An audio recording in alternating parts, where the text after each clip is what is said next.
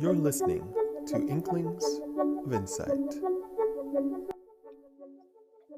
So, I've got a new book summary for you. It's called Resilient by Rick Hansen and Forrest Hansen. It's about how to grow an unshakable core of calm, strength, and happiness. So, there are really two categories that I really want to highlight about this particular book summary. And the first one of those two elements is grit.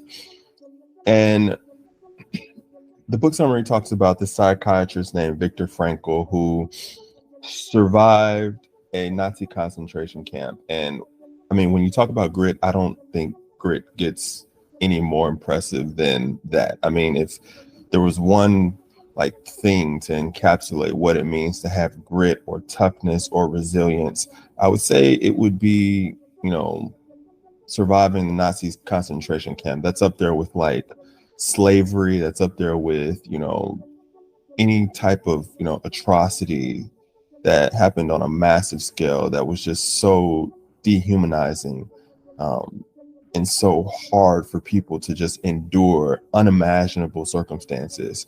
Um, anyway, Viktor Frankl survived the Nazi concentration camps. One of the things that he talks about is something that he observed individuals doing that showed their resilience or their grit. And that particular thing was being able to help others despite their own immense suffering. A lot of times this looked like giving away their food to other prisoners, even though they only had meager rations to begin with. And he calls this the last of human freedoms. I would suggest that this power is a power that is ultimately the only power that we actually have. It's a superpower in my mind, and it's the main thing that I think individuals should focus on. And that power is to choose your own response. There are tons of things that happen to us on a regular basis that we have no control over. You could say that everything that happens, we ultimately don't have control over, but there's one thing that we always have control over, and that's our ability to respond to whatever's happening to us in a certain way. Our choice, our free will, our freedom to choose. So that's the first kind of tactic of emphasis that I wanted to highlight with this particular book. It's grit. And if any of you have ever, gone to accomplish something, whether it is, improving how fast you're able to run a mile, or getting your bench press to a certain level, or losing a certain amount of weight, or maybe it's, creating a masterpiece, or writing a book, or just graduating college, you know that you're going to be under circumstances that aren't necessarily ideal, or you're going to get tired or fatigued, or you're going to struggle. You're going to have challenges that you need to overcome. All of these things require tenacity, grit. And so that's one of the things that I think is going to be just so important when we talk about this next phase of books that we're going to look at, which are going to be focused on growth and development. So just to kind of do a quick summary and review, we started out looking at social relationships and social connection, and then we went on to look at purpose and meaning, and now we're on growth and development. And we're working through these areas that are really going to help you develop a balanced and fulfilled life. And so, again, as we talk about growth and development, I would personally say that grit is going to be the most valuable thing for you to develop as you um, as you propel yourself to reach your goals, your development objectives. Grit is going to be central to that. Being able to get up day in and day out and focus on what you need to get done, whether you feel like doing it or not. The second thing I want to talk about is actually something that I think is really profound that was brought to me when I was listening to an NPR broadcast. And this particular quote that comes directly from the Blinkist says, "We often get so stressed and exhausted trying to make sure we'll feel good in the future that we forget about all the ways we feel good already." And this this leads me to the second area of emphasis, which is gratitude. Now, I was talking about this NPR broadcast, and the lady on there was talking about Alzheimer's.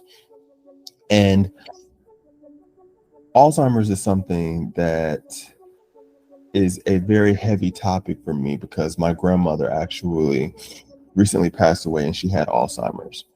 And one of the, and I forget her name, but one of the profound things that she said on this NPR broadcast, this lady who works with Alzheimer's patients all the time, she said that Alzheimer's patients are able to do something that a lot of people who don't have the disease struggle with on a regular basis. And that thing that they're able to do is focus on the here and now. And the reason why they focus so well on the here and now is because they don't have the past anymore. They're losing the past because they're losing their memory. And they don't have the cognitive abilities to focus or plan ahead or look to the future. So a lot of times I'm guilty of this myself. I'm either looking back in time, looking at historic information, whether it's because I'm living in a world of data and analysis and I'm analyzing historic events. I'm either heavily focused on what happened yesterday or before, or I'm forecasting out, planning, organizing, dreaming about the future. And I think a lot of us get caught up in that so often. And it just hit me. It was like, I've always been the type of person who's never wanted to have to learn a lesson by having to experience the worst consequences that are on the other side of that lesson. And it just kind of struck me, I would hate to get to a late stage in my life where I haven't learned how to live in the moment or appreciate the now. And the only way that I was really able to really grapple with that struggle and actually really hunker down and focus on living in the moment and focusing on the now, the only way I would be able to do that is to be struck by a disease as heinous as Alzheimer's. That would be so tragic. So I just say that to say, I want to encourage you to focus on what you have to be thankful for right now in this present moment.